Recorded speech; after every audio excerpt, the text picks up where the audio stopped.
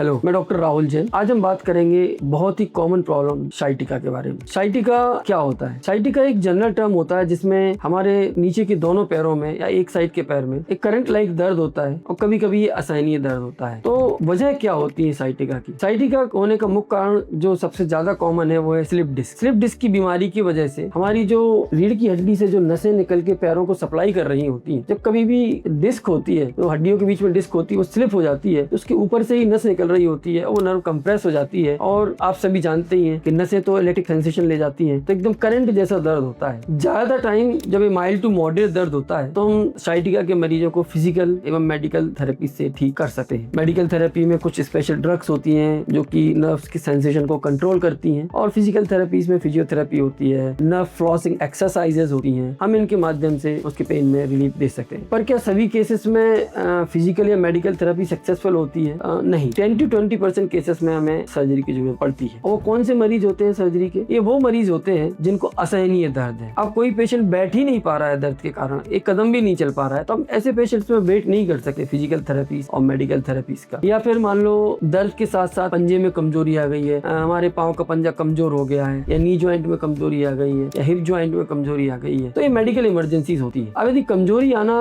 तो classical indication होता है इमरजेंसी सर्जरीज का, तो इसलिए ऐसे पेशेंट्स को फिर तुरंत सर्जरी की एडवाइस दी जाती है। अब हम बात करेंगे कि सर्जरी की टेक्निक क्या होती है। तो बेसिकली ट्रेडिशनली तो ओपन टेक्निक से सर्जरी की जाती थी, पर अब साइटिका की ट्रीटमेंट बहुत एडवांस हो चुका है और ज्यादातर जो स्लिप डिस्क होती है उनको एंडोस्कोपिक स्पाइन सर्जरी के माध्यम से ठीक कर सकते हैं। क्या होती है एंडोस्कोपिक स्पाइन सर्जरी? एक 7 से 8 मिलीमीटर का छोटा सा चीरा लगाकर 7 मिलीमीटर की एंडोस्कोप की ट्यूब डालकर बेहद ही हाई डेफिनेशन कैमरा यूज करके हम पूरी सर्जरी कर सकते हैं, जो ट्रेडिशनली 5 से 6-7 सेंटीमीटर के चीरे लगाकर की जाती थी। इसके बहुत फायदे होते हैं। एक तो हमारा सर्जिकल विजन बहुत अच्छा हो जाता है, तो हमारी सर्जरी की एक्यूरेसी बहुत बढ़ जाती है, कोलेटरल डैमेज ना के बराबर हो जाता है, बहुत ही छोटा सा चीरा होता है, बहुत ही छोटा सा बोन में होल करना पड़ता है, यानी जो इतनी सारी मसल कट करनी पड़ती थी, इतनी सारी जो बोन कट करनी पड़ती थी कन्वेंशनल साइटिका के ट्रीटमेंट के लिए, स्लिप डिस्क के ट्रीटमेंट के लिए, उससे हम बच जाते हैं और मरीज शाम को या अगले दिन ही चलकर वापस घर जा सकता है। और भी बहुत सारे फायदे होते हैं इसके। छोटा चीरा होने की वजह से पोस्ट ऑपरेटिव पेन बहुत कम होता है, अर्ली मोबिलाइजेशन हो जाता है, अर्ली मोबिलाइजेशन होता है तो इन्फेक्शन की रिस्क ना के बराबर हो जाती है, और भी जो कोलेटरल कॉम्प्लिकेशंस होते हैं उनके भी चांसेस बहुत कम हो जाते हैं। एंडोस्कोपिक टेक्निक आज के जमाने में सबसे